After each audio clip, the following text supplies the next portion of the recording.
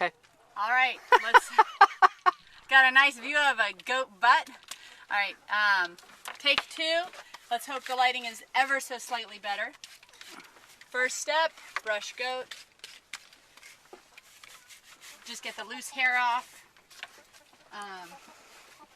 Our special broom is missing in action, so I just use a dirty paper towel to brush off the yucky stuff from the table. Try not to get kicked in the face. All right.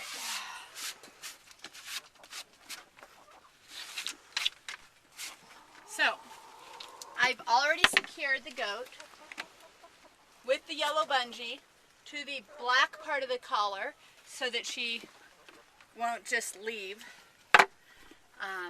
This is warm water. A lid is good because the other goat will always drink the warm water before you've used it. So I dip the teat in the water, dip the other teat in. I take a clean paper towel. Notice how I have my bucket hanging from this hook until I use it. After I've milked the first goat, I can't hang it back up there because it's too heavy. This is just initially. Okay, so I deftly rub the goat udders, removing all extra dirt. I recommend before you milk the goats, make sure you have nice clean hands. It's so you're not getting chicken poop in your milk. It's one of my policies. All right, so this I'm resisting buying any more equipment. So the hook on this came off, so I can't hang it anymore. So I just slide it over here, and it mostly stays up. I drip off any extra water, milk into this first bucket. Okay, now let's see how I'm holding my hands.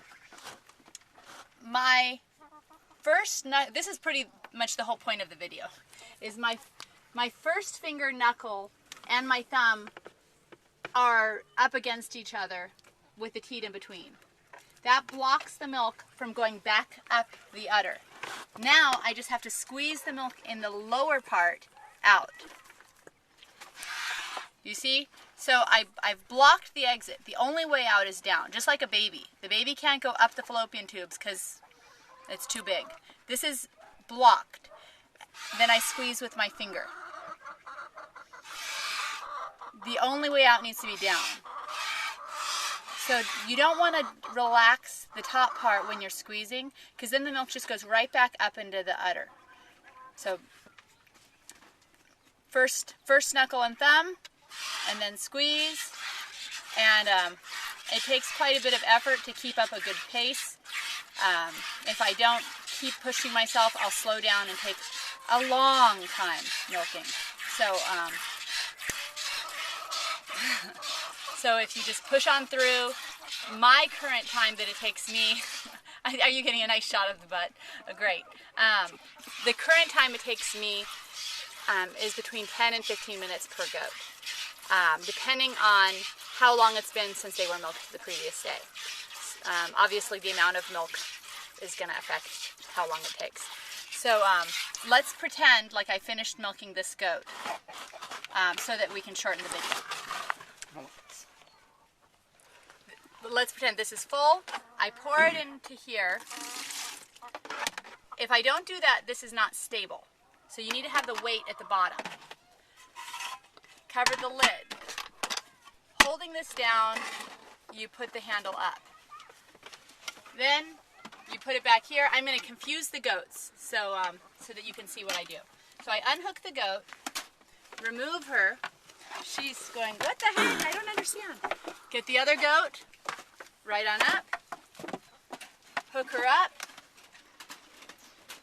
with the yellow bungee to the black part of the collar, which you can't really see, and then I just brush and milk. So I'm going to skip all that.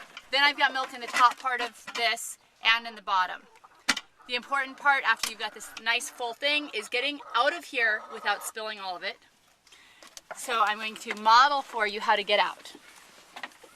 You securely hold this, and you push this way, and pry this thing open. Get out, lift it up, pry it close, and very, very important,